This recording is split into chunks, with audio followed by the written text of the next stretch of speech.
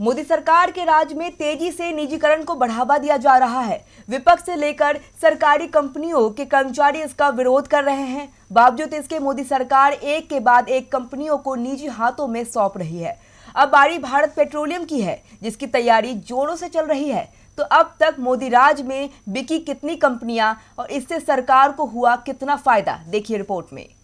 सौगंध मुझे इस मिट्टी की, मैं देश नहीं मिटने दूंगा। मैं देश नहीं रुकने दूंगा। मैं देश नहीं झुकने दूंगा। पीएम मोदी कहते थे, सौगंध मुझे इस मिट्टी की, मैं देश नहीं बिकने दूंगा। लेकिन जब से उन्होंने सत्ता संभाली है, तब से सरकारी कंपनियों की कमान निजी हाथों में सौंपी जा रही है। रेलवे से लेकर बैंकिंग सेक्टर में निजी कंपनियों का दबदबा बढ़ रहा है।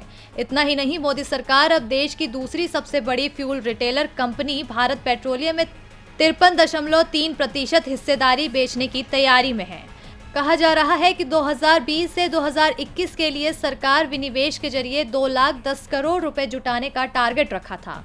इसके अलावा पिछले 4 साल से बीपीसीएल का प्रॉफिट कम होता ही जा रहा था। 2018 से 2019 में कंपनी को 7,132 करोड़ रुपए का फायदा हुआ था, जो 2019 से 2020 में घटकर 2,683 करोड़ रुपए हो गया।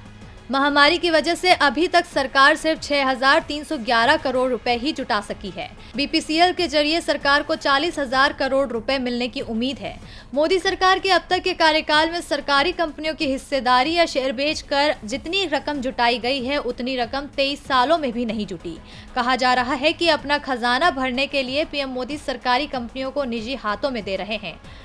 आंकड़े बताते हैं कि 2014 में केंद्र में पहली बार मोदी सरकार के आने से लेकर अब तक 121 कंपनियों की हिस्सेदारी बिक चुकी है।